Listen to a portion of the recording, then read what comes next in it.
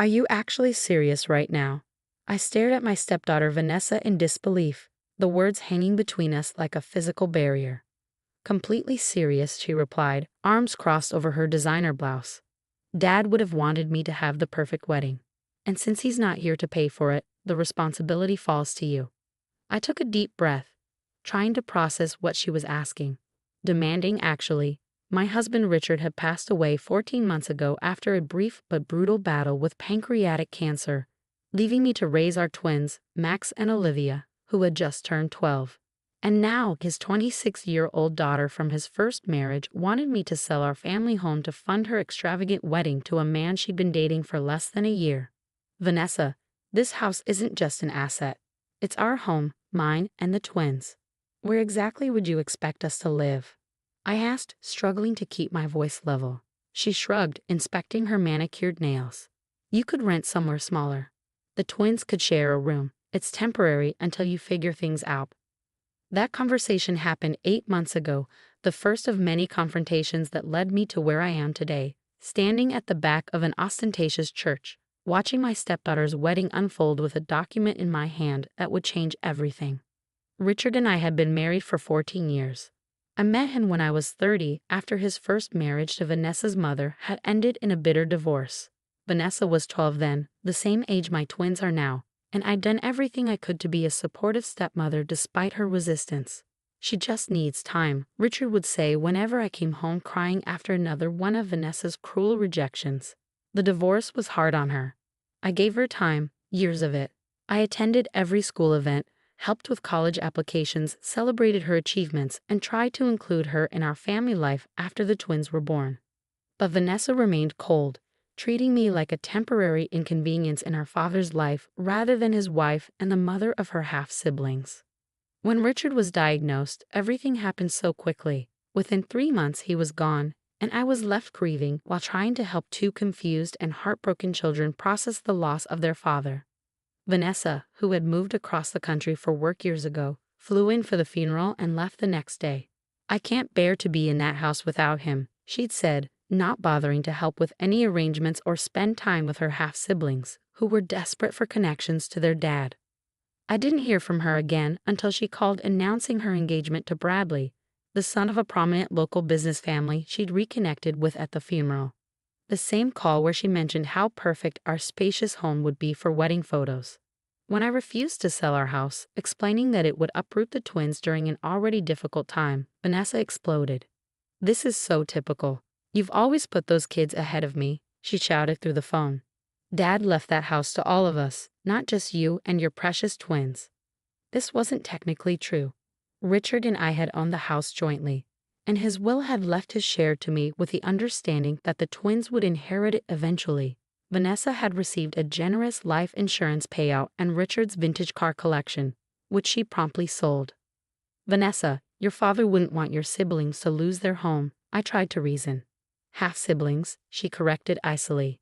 "And Dad would have wanted to give me away at my dream wedding. Since he can't do that, the least you could do is make sure the wedding happens the way he would have wanted."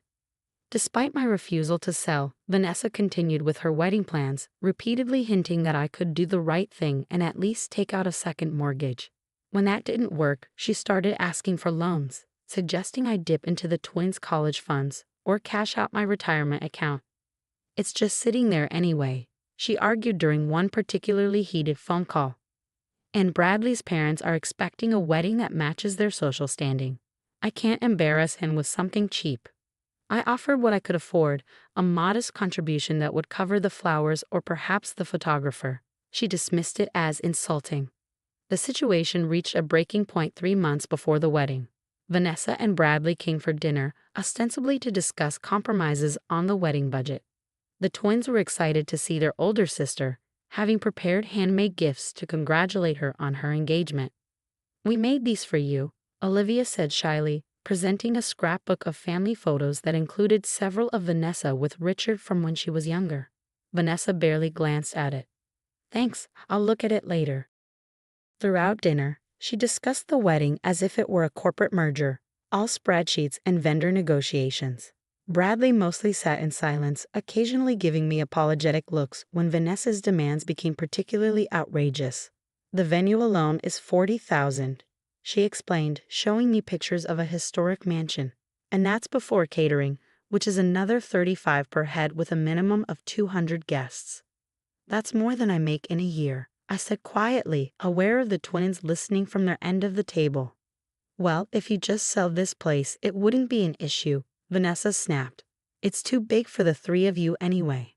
This is our home, Max interjected, his voice small but determined. Dad picked it out special for when we were born. Vanessa rolled her eyes. You wouldn't even remember that. You were babies. But we know the story, Olivia said. Dad told us all the time. How he wanted a big yard and rooms where we could all be together, but also have our own space to grow. Well, Dad would want me to have my dream wedding more than he'd want you to stay in some house you'll outgrow in a few years anyway, Vanessa replied dismissively. After the twins went to bed, clearly upset, the argument escalated. I'm not selling our home, Vanessa, I said firmly. I've offered what I can afford, and I'm sorry if it's not enough. But your father would never expect your siblings to lose their home for a one-day event. Fine, she said coldly, gathering her things. Then don't bother coming to the wedding. I don't want you there anyway, you or those two. You're not real family. Bradley looked uncomfortable. Vanessa, maybe we should. No, she cut him off. I've made my decision. If she won't help, she's not welcome. Dad would understand. With that, she stormed out, leaving Bradley to apologize awkwardly before following her. The formal invitation arrived by email the next day, a curt message stating that due to budget constraints and venue limitations, my presence and that of the minor children would no longer be accommodated at the wedding. As if we were furniture that didn't fit the floor plan. The twins were devastated when I had to tell them, not because they were particularly excited about sitting through a wedding ceremony, but because it was one more rejection from a sister they desperately wanted to connect with, one more severed tie to their father. Why doesn't she like us, Mom? Olivia asked, tears streaming down her face. I had no good answer. How do you explain adult pettiness and long-held grudges to children who just want to be loved? What happened next wasn't planned, at least not initially. 2 weeks after our invitation, I received a call from my neighbor Eleanor, a retired attorney who had been a close friend of Richard's and had helped us with various legal matters over the years. Jennifer, I just ran into Bradley's mother at the garden club, she said without preamble. She was going on about how generous you are for selling your home to give Vanessa her dream wedding. Said it was the most selfless gesture she ever heard of from a stepmother. My blood ran cold. I'm not selling our house, Eleanor, Vanessa asked, demanded. Actually, but I refused. There was a long pause. Well, that's not what she's telling Bradley's family. She told them you're closing on the sale next week, and the proceeds are her wedding gift. Bradley's mother is singing your praises all over town. After I hung up, I sat in stunned silence, trying to make sense of Vanessa's lie. Was she hoping to pressure me by creating this false narrative?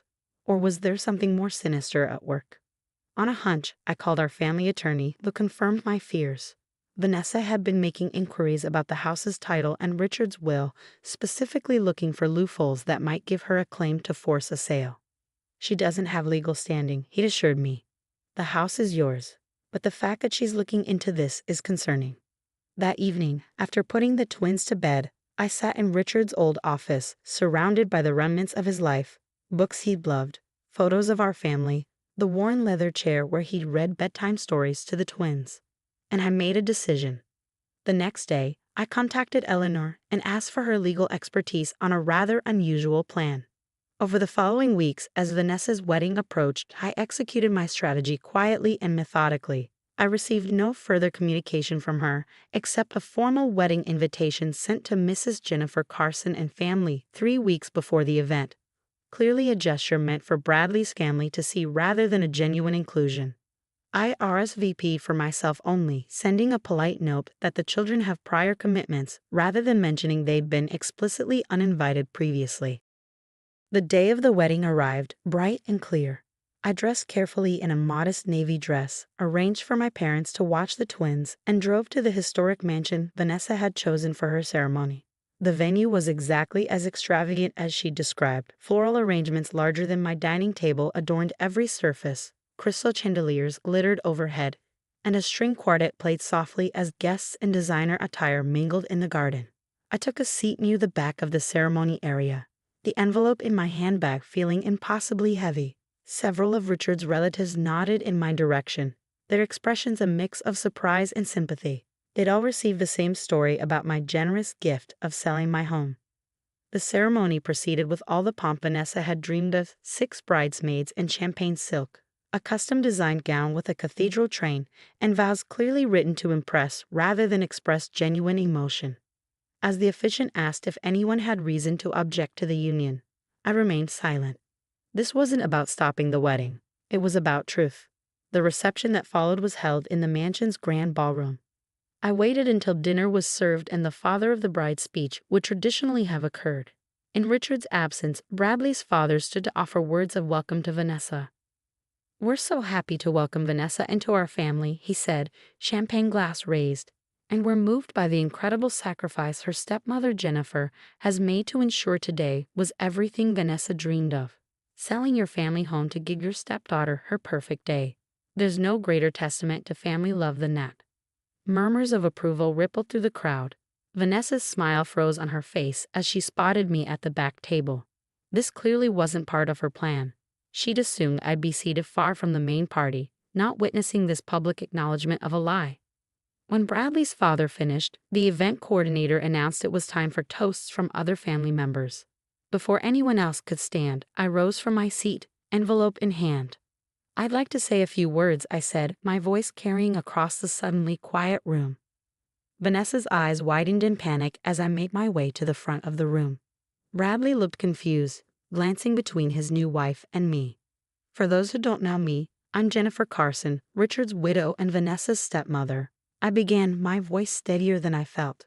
"First, I want to congratulate Vanessa and Bradley on their marriage and wish them every happiness." I paused, making eye contact with Bradley's parents, who were beaming at me with approval. "I've heard there's been some confusion about a wedding gift from me," I continued. "Specifically, about the sale of our family home." Vanessa half rose from her seat, but Bradley placed a restraining hand on her arm, his expression darkening as he began to understand the implications. "I want to clarify that I have not sold my home to pay for today's celebration," I said clearly. "That home is where my children, Vanessa's half-siblings, and I still live. It's the home Richard and I built together, where we raised our family, and where his memory lives on in every room." The room had gone completely silent. Bradley's mother's smile had faded to confusion. "However," I continued, opening the envelope I'd brought, "I did make a decision about property recently. Richard owned a vacation cabin in the mountains that was separate from our primary residence. He and I spent our honeymoon there, and we took the twins there every summer. It was his special place." I withdrew the document from the envelope. "I've decided that this property should benefit all of Richard's children. So while I haven't sold our family home, I have transferred ownership of the cabin to a trust." Vanessa's expression shifted from panic to calculation, clearly assuming the trust would benefit her financially. "This trust," I continued, "will maintain the property as a retreat for families dealing with childhood grief and loss. It will be named for Richard and operated by the Children's Bereavement Center that helped Max and Olivia after their father's death." I held up the trust document for everyone to see. "The property belongs to someone else now, to children who need a safe place to heal, just as Richard would have wanted. I've made this donation in honor of today's marriage as my gift to the couple." The implications were clear. There would be no windfall for Vanessa, no property she could leverage or sell. Instead, her father's beloved cabin would help children like the half-siblings she rejected. Bradley's parents were the first to react, rising to their feet with genuine applause. Others joined, perhaps not fully understanding the subtext but appreciating the charitable gesture. Bradley himself looked relieved, as if a weight had been lifted. Vanessa sat rigid in her chair, a brutal smile fixed on her face as she realized her lies had been exposed in the gentlest, most public way possible. After returning to my seat, I stayed only long enough to finish my meal and accept genuine thanks from Bradley's parents, who seemed oblivious to the tension between Vanessa and me. As I prepared to leave, Bradley approached alone. "Thank you," he said quietly. "For what?" I asked, surprised. "For not saying everything you could have." He glanced back at Vanessa, who was determinedly mingling with guests, as if nothing had happened. I didn't know about the lies regarding your house. I would never have gone along with that. I study his face, seeing genuine regret there. I hope you'll be happy, Bradley, and I hope Vanessa finds peace with whatever she's been carrying all these years. The twins, he said hesitantly. I'd like to meet them properly sometime. They're my family now, too. It was an olive branch I hadn't expected. They'd like that. 3 months have passed since the wedding. Vanessa and Bradley returned from their honeymoon to find their social circle well aware that there had been no sacrifice of a family home. Though most were tactful enough not to mention it directly. Bradley has kept his word about wanting to know his new siblings, coming for dinner twice and even taking Max to a baseball game. Vanessa hasn't joined him, but she did send birthday cards to the twins last month. The first acknowledgement of their special day in years. The cabin has been renovated to accommodate small groups of children and their families, with the first grief retreat scheduled for next month. The twins have helped with the preparations, picking out games and books they think other kids might find comforting. Do you think Dad would be happy about what we did with the cabin? Olivia asked me recently as we sorted through old photos for the retreat center's walls.